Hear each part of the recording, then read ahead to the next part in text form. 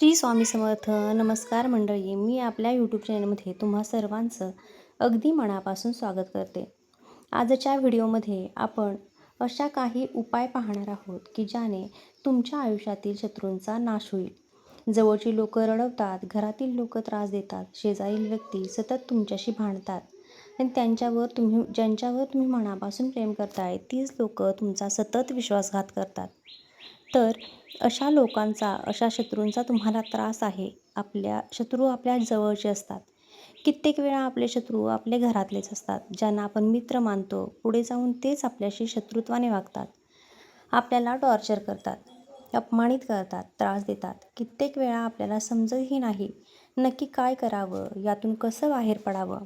बघा, आज या व्हिडिओमध्ये मी तुम्हाला अत्यंत महत्त्वपूर्ण असे काही सिद्ध उपाय सांगणार आहे. या उपायांपैकी तुम्हाला जेवढे जमतील तेवढे उपाय तुम्ही करू शकता. तुमच्या आयुष्यात असणारी जी काही शत्रूंची बाधा असेल, जो काही शत्रूंचा त्रास असेल, जो काही शत्रू सतत तुम्हाला रडवत असेल, मग तो तुमच्या घरातला असेल, तुमच्या शेजारचा असेल, तुमच्या नात्यातला असेल, कुणीही, फक्त 24 तासात तोच शत्रू तुम्हाला शरण येईल. जी लोक तुमचं ऐकत नव्हती तीच लोक तुमच्याशी बोलण्यासाठी तळमळतील. जी लोक सतत तुम्हाला अपमानित करत होती तीच लोक तुमच्या मागे फिरतील.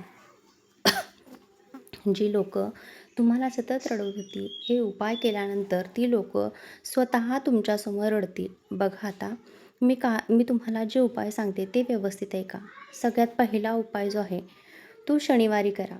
कारण शनिवारचा दिवस हा शत्रू बाधा निवारणासाठी, नकारात्मक शक्तींचा नाश करण्यासाठी हा दिवस खूप महत्त्वाचा मानला जातो. म्हणून कुठल्याही शनिवारच्या दिवशी 2 सुक्या लाल मिरच्या आपल्याला घरी आणायच्या आहेत. घरामध्ये अगोदरच लाल मिरच्या असतील तर तुम्ही त्याही घेतल्या तरीही चालते. 2 सुक्या लाल मिरच्या घ्यायच्या आहेत. दोनही सुक्या लाल मिरच्या अशा क्रॉस ठेवायच्या आहेत. पहिली मिरची ठेवा, त्यावरची दुसरी मिरची ठेवा आणि त्याला एक टाचणी घ्या. काही लोक याला टाचणी म्हणतात. त्याला एक टोक असतं जे सुईसारखं असतं, तर आमच्या इकडे याला टाचणीच म्हणतात. तर ही जी टाचणी आहे तर ती तुम्हाला घ्यायची आहे. सुक्या लाल मिरच्याला क्रॉस पद्धतीने टोचा. म्हणजे ही सुकी मिरची ही अशा क्रॉस झाल्या की मध्यभागी जी टाचणी घेतलेली आहे ती टोचा. आता तुम्हाला एक रंगाचं कापड घ्यायचं आहे आणि त्या रंगाच्या कापडामध्ये तुम्हाला ही क्रॉस असणारी सुकी मिरची तुम्हाला ठेवायची आहे. ती टाचणीने बंदिस्त केली आहे.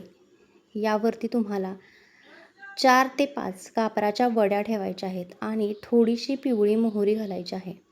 आता तुम्हाला कापडात हे बंद करायचं आहे आणि बंदिस्त केल्यानंतर तुम्हाला तुमच्या घराच्या दक्षिण भागात, तुमच्या घराचा आज जो दक्षिण भाग आहे, दक्षिण कोपरा आहे, त्या दक्षिण कोपऱ्यामध्ये तुम्हाला 3 दिवस हे ठेवायचं आहे. किती दिवस? 3 दिवस गुप्त स्वरूपात ठेवायचं आहे. कुणालाही ते दाखवू नका, कुणी नाही बघणार याची थोडीशी काळजी घ्या. बरोबर 3 तास तुम्ही ते 3 दिवस तुम्ही ते तिथे ठेवले की 4थ्या दिवशी तिथून बाहेर काढा आणि 4थ्या दिवशी तुमच्या घराच्या बाहेर, आपल्या घराच्या बाहेर एखादी रिकामी जागा असेल, एखादं शेत असेल, एखादी कचरा कुंडी असेल, तिथे तुम्ही कचरा जाळताय, पेटवताय, तर अशा ठिकाणी ते घेऊन जा आणि तिथे गेल्यानंतर ते कापड पेटवा. जे रंगाचं कापड आहे त्यात तुम्ही सगळ्या वस्तू ठेवलेल्या आहेत, तर ते काळं कापड पेटवा. जसं कापड पेटेल तसं त्यामध्ये घातलेली सुकी मिरची पेटेल, त्यामध्ये घातलेली कापूर पेटेल, जे काही तुम्ही ठेवलं आहे ते सगळं पेटेल. जसं ते पेटणार, प्रज्वलित होणार, तशी तुमच्या घरात असणारी निगेटिव्हिटी संपूर्णपणे जळून संपणार आहे. ज्या शत्रूच्या नावाने हा उपाय केला आहे, त्या शत्रूचा त्रास कमी होण्यासाठी हा उपाय केला आहे, किंवा ज्या शत्रूला तुम्हाला थोडंसं दूर करायचं त्याच्यासाठी हा उपाय केला आहे, 3 दिवसांमध्ये तो तुमचा शत्रू तुमच्या आयुष्यातून बऱ्यापैकी दूर जाणार. जो त्रास देत होता, जो काही वाईट वागत होता, ते पूर्णतः कमी होणार आहे.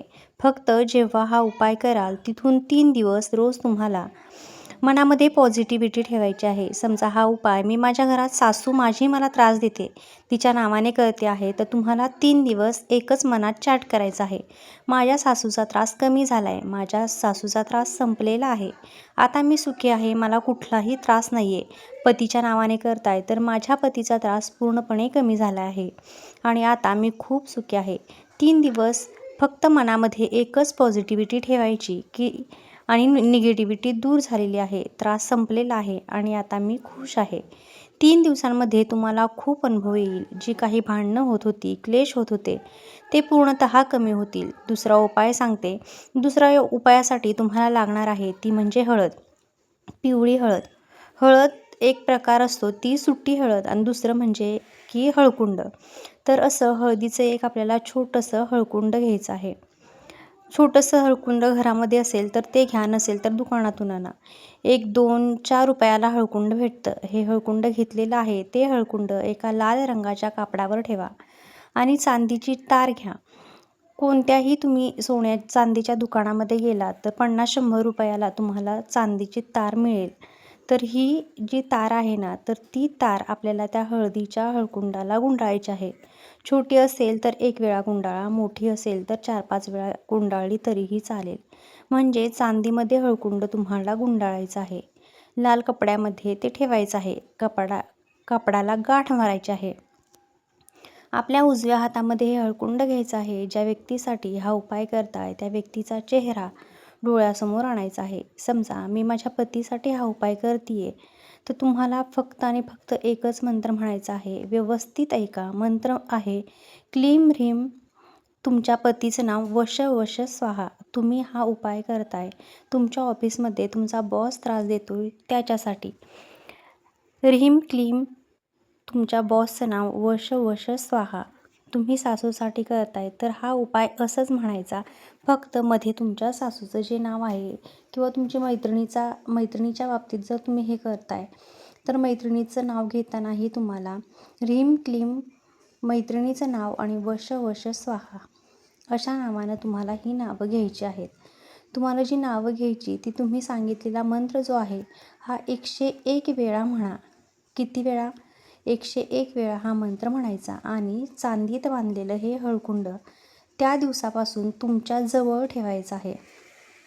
कमीत कमी 1.25 महिना ठेवून बघा. हा 1.25 महिन्यामध्ये तुम्ही ज्या व्यक्तीच्या नावाने हा उपाय करताय किंवा केलाय ती व्यक्ती तुमच्याकडे वश होताना दिसेल. जी व्यक्ती तुमच्याशी आधी खूप भांडायची तिचं तुमच्याशी पटत नव्हतं, त्या व्यक्तीचं तुमच्याशी पटायला लागेल. ती व्यक्ती तुमचं ऐकायला लागेल. तुम्ही जे म्हणाल तसं ती व्यक्ती करायला लागेल. बघा, हळकुंड हे अट्रॅक्शन पॉवर वाढण्यासाठी, वशीकरणासाठी आणि चांदी ही ग्रहांची स्थिरता नीट करण्यासाठी, तसंच चांदी ही नवग्रहांशी निगडीत आहे. चांदी ही गुरुची आणि शुक्राची कारक आहे आणि हळकुंड हा जो हळदीचा कुडा म्हणजे हळद आहे ती सुद्धा गुरुची कारक आणि शुक्राची कारक मानली जाते. गुरु आणि शुक्र जेव्हा मजबूत होतो तेव्हा सौंदर्य वाढतं, तेव्हा आपल्याकडे लोक अट्रॅक्ट होतात. आपल्याकडे असणारी अट्रॅक्शन क्षमता, पॉवर ही वाढायला लागते. जेव्हा दोनही गोष्टी तुम्ही एकत्रित करून ठेवता तेव्हा लक्षात ठेवा, समोर असणारी ती प्रत्येक व्यक्ती तुमच्याकडे वश व्हायला लागते, तुमचं ऐकायला लागते, तुम्हाला समजून घ्यायला लागते आणि परिणामी तुमची भांडणं, क्लेश, कलह कुठेतरी कमी होतात आणि तुमच्यामध्ये सगळं काही चांगलं व्हायला लागतं. खूप साधे सोपे उपाय मी सांगितलेले आहेत. कोणाच्याही वाईट गोष्टीसाठी या गोष्टींचा वापर करू नका.